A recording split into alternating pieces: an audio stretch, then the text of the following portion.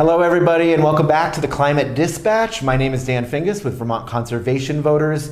As you can see, we are missing Johanna Miller from VNRC. She is taking a well-deserved vacation this week, so she'll be back in the next Climate Dispatch, but we are very lucky to have Senator Becca White and Ben Edgerly Walsh from VPIRG with us today to talk about the wild week we had here in the State House. We had our first real consequential vote on climate bills this year. We're really excited to talk with Senator White about, and there's so much other positive action happening in climate we want to let you know about. So, Senator White, you've been with us before. Yeah. You're the Vice Chair of Transportation. Mm-hmm. You're the chair, one of the co-chairs of the Climate Solutions Caucus. But today we're talking to you as the Assistant Majority Leader of the Senate, who helps whip those votes and make sure that we get good results on the floor. So please tell us what happened this week and from your perspective. My third hat.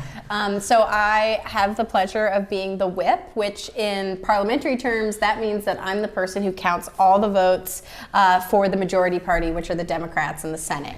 And this week we had a bill S68, which was introduced by Senator Williams, who is on the Natural Resources Committee. That bill would repeal the Affordable Heat Act language. And if you're wondering, hey, what does that do? That's a great question. The repeal itself of that language, the striking out of it, wasn't actually doing anything other than symbolically removing the legislation from statute and getting rid of the fossil fuel registry that was a part of it. That's the only tangible thing we understood to be changing with S68. So that bill went on the committee's wall a little under 2 weeks ago, which means it sits and the committee chair has the discretion to decide if she wants to talk about it. So the Senate chair had which is Senator Ann Watson. She had been in the process of considering that bill, but it made it pretty clear that she was not likely to push it very far, but was willing to hear testimony on it.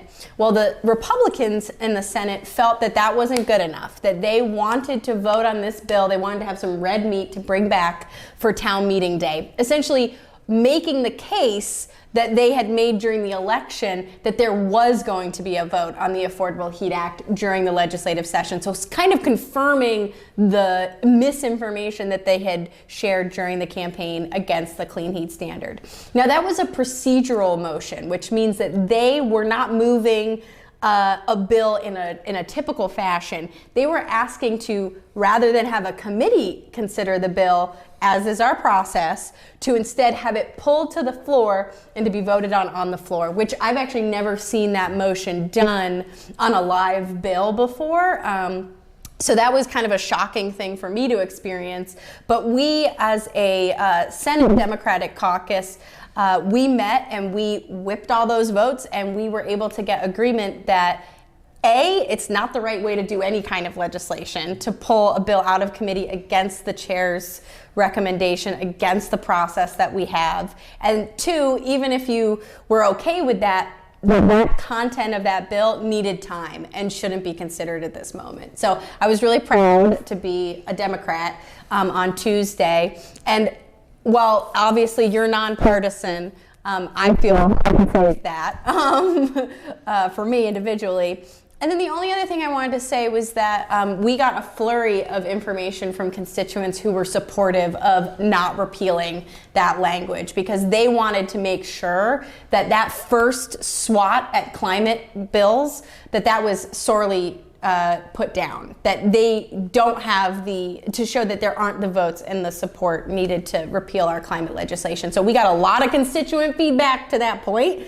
And I was proud to be able to say on the floor that we had over 500 phone calls come into the Sergeant Arms office over that weekend to say don't repeal that legislation. So so good job, team. Thank you so much. Because of your hard work, 17-13 vote, making sure we're not rolling back on climate, making sure that these repeals are not happening. So it's the first of many attacks to come, but would love to turn it over to you, Ben, to any thoughts you have on that exciting action from the week, and also other bills that you're really following this week. Yeah, absolutely. Well, the first thing I'd add is, the 500 calls that the Sergeant at Arms reported getting on Monday, and I think even more on Tuesday morning. We also heard hundreds of emails coming from constituents in support of climate action and against rollbacks.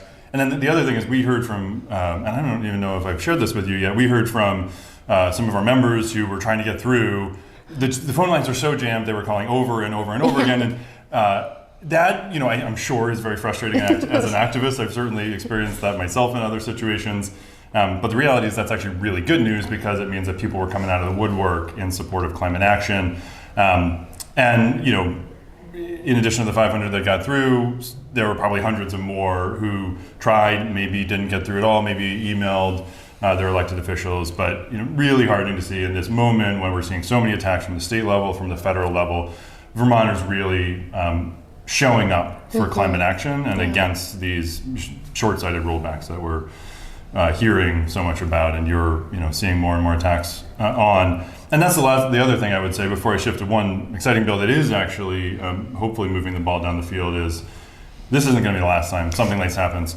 We don't know what the next thing is going to be. We weren't expecting this to be the first way that climate action was attacked on the floor of the House or the Senate, but we know whether it's bills actually moving or more likely amendments down the road in March and April and into May, we're going to see more attacks on climate action. So stay tuned. And if you already called in, thank you so much. Thank you. We might ask you to call again. And it is still important the second and third time. So just a little preview there. The other thing I wanted to mention briefly is a bill S65 that same committee, Senate Natural Resources, is looking at. And this bill looks at Efficiency Vermont, the underlying law that actually created Efficiency Vermont 25 years ago. And that, by the way, has resulted in over $3 billion, billion with a B, dollars in savings for Vermonters over that 25-year period. And it says essentially, okay, it's been 25 years of real laser focus on electric efficiency, helping Vermonters use less electricity and saving money in that way. What are the top priorities now, 2.5 decades after that was created, in the energy space that we could really unleash Efficiency Vermont on? And that bill really focuses on reducing carbon pollution and increasing energy affordability across all the sectors, not just electricity, but heating and transportation as well. And really sort of shifting Efficiency Vermont's mandate using the same pool of money they already have, but getting even more benefit for Vermonters out of those dollars in this sort of new energy space that we've been entering for the last several years.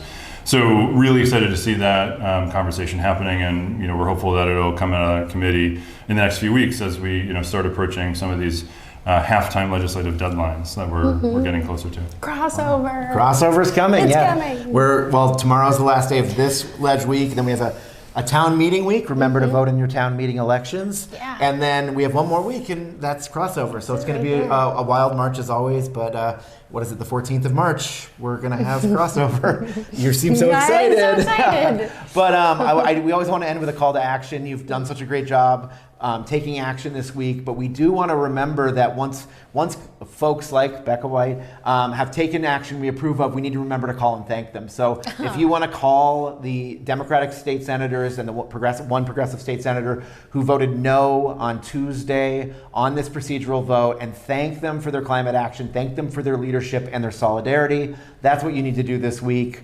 We're going to take next week off because it's town meeting week, and we'll have another climate dispatch on crossover day in 2 weeks. Thanks, everybody.